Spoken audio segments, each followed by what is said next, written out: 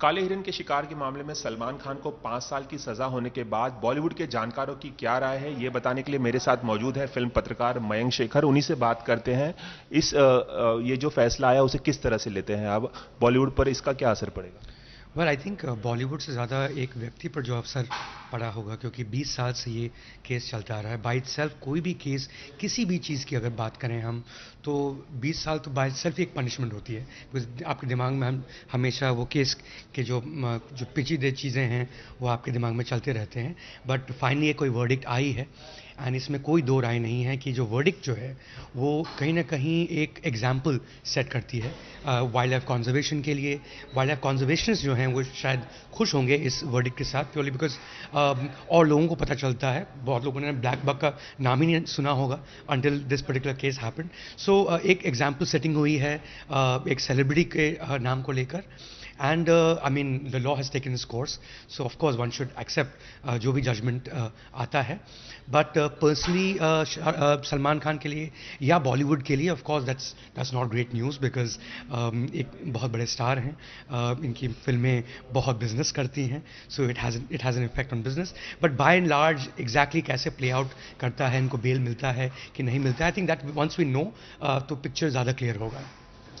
आपको क्या लगता है, इतने बड़े स्टार हैं सलमान खान, मास अपील है सिंगल स्क्रीन पे भी मल्टीप्लेक्स में भी, किस तरह का असर बॉलीवुड के जो रेवेन्यू जनरेट होता है, जो इकोसिस्टम है, उस पर पड़ेगा आपको लगता है? नहीं, ऑफ कोर्स आई थिंक कुछ गिने चुने ही बड़े सुपरस्टार्स हैं बॉलीवुड में जो एक गारंटी करते हैं रिटर्न्स, फुटफॉल्स गारंटी करते हैं फर्स्ट वीकेंड पर। बहुत लोगों के पैसे लगते हैं उनकी फिल्मों पर, और अगर वो नहीं हो तो that of course that in itself becomes a sizable number in terms of the number of crores involved, but वो तो एक अलग मसला है, एक अलग बात है, वो फिल्मों की बात है।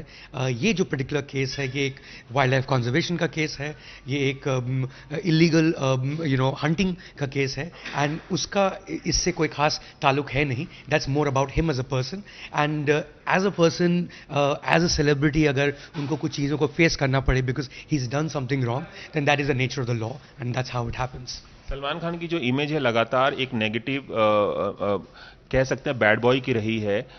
हमेशा एक बैड बॉय के तौर पर, एक बॉलीवुड का जो बैड बॉय होता है उसके तौर पर ली जाती रही। ये इमेज भी उनके लिए काफ़ी घातक साबित हुई है, जहां तक इस जजमेंट की बात हो या पब्लिक परसेप्शन की बात हो। नहीं, आई थिंक पब्लिक परसेप्शन जो है वो इमेज जो क्रिएट करते हैं उनके थ्रू बनता है, एंड फिल्मों में जो एक्टिंग करते हैं उन फिल्मों से बनता है। And by and large of course 90s में, लेट 90s में इनका जो इमेज था was of a bad boy, in fact even in the early 2000s। But पिछले कुछ सालों में there is no doubt that there has been a huge improvement in terms of public image. He is seen as a do gooder जो समाज के लिए अच्छा काम करते हैं, काफ़ी चैरिटी करते हैं, एंड इनकी फैन फॉलोइंग काफ़ी स्ट्रॉन्ग है। आई डोंट थिंक इस जजमेंट का, इस वर्डिक्ट का उस पर कोई खास असर पड़ेगा।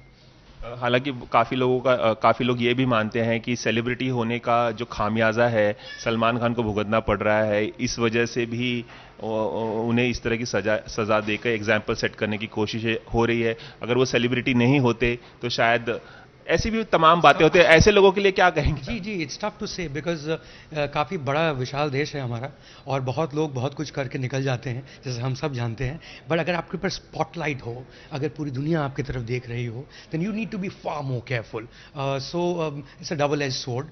कहीं आप जब सेलिब्रिटी होते हैं तो आपको बहुत ज़्यादा उपाधियाँ मिलती हैं, बहुत लोग आपको वर्शिप करते हैं। एट द सेम टाइम अगर आप सेलिब्रिटी होते हैं तो कभी कभी आपको उस डबल एज स्वॉर्ड की जो दूसरी एज है उसका सामना करना पड़ता है, and that's really has been the case in this particular matter. Mayank, ABP news से खास बातचीत करने के लिए बहुत बहुत थैंक यू। कैमरामैन अजय के साथ रवि जैन, एबीपी न्यूज़ मुंबई।